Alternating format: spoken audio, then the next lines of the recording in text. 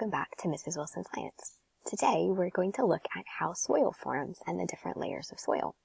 To do this experiment, you're going to need 2 cookies of the same type, and I'm going to use my leftover Oreos from Oreo Moon Phases if you've seen that video. You also will need a clear glass and a spoon. You will need vanilla and chocolate pudding, and I've actually got custard because I couldn't find pudding. So, but basically you want something that is a yellowy white color and something that is a brown color. And then you want some sprinkles, and you can have whatever type is your favorite sprinkles, whatever type you have at home, or whatever type of sprinkles that you end up using. So let's get started and see how soil forms. So initially, everything was just rock on the planet. And in some places, like if there's a volcanic eruption, that's where we start off again with just rock. And if we dig down far enough, we'll find rock. So I'm going to take this cookie, I'm going to put it into the bottom of my glass, and I'm going to say that this is my bedrock. Bedrock is the underlying rock deep down underneath the surface. And bedrock is different in different places. It tends to be often granite or basalt, but it doesn't have to be. Now, over time, organisms will start to grow in the rock that will start to break it down. Eventually, trees and things will be able to, plants and things will be able to grow. Initially, it starts out as things as lichen. If there's any type of acid in the water, it might start to break the rock down. And so what we're going to do is we're going to take our Oreo, and our second Oreo, and we're going to break it into pieces. Not too small, but just kind of break it into pieces, and we're going to put that as our second layer. So our first layer was the bedrock, and that's also called the R horizon, and you can think of that as R stands for rock. And then now we have our weathered bedrock, because over time this bedrock has weathered.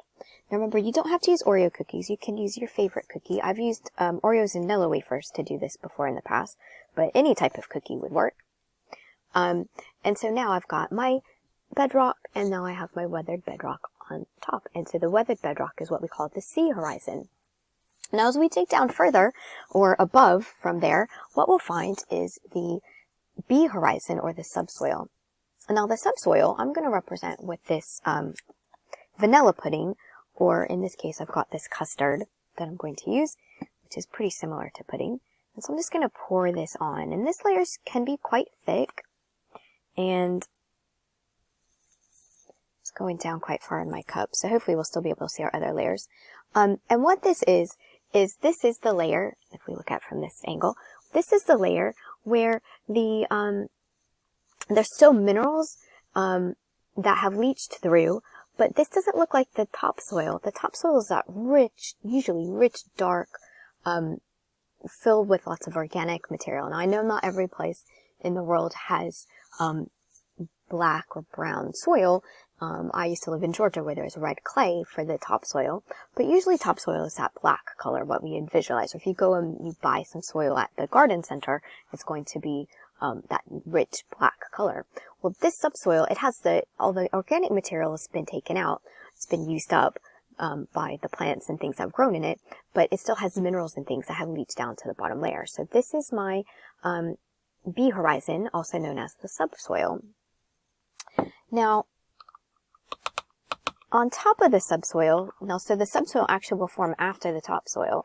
The topsoil is filled with organic matter, decomposed organic matter. So that could be from plants, it could be from microorganisms, it could be from small animals, things like that.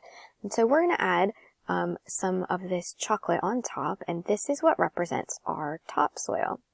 Now the topsoil layer isn't usually as thick as the subsoil layer, so I'm not going to put too much of that in there.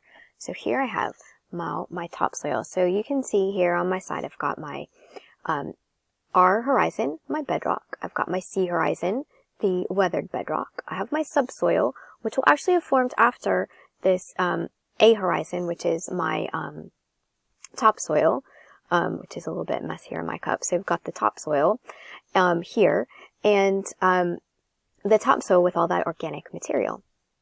Now, where does that organic material come from? So that's our final layer, the layer on top, and this is where we're going to need some sprinkles. And like I said, you can use any type of sprinkles.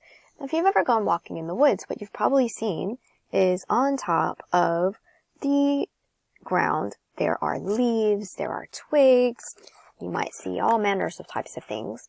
And over time, that material is what decomposes and decays down to add more organic material into the topsoil, that A horizon.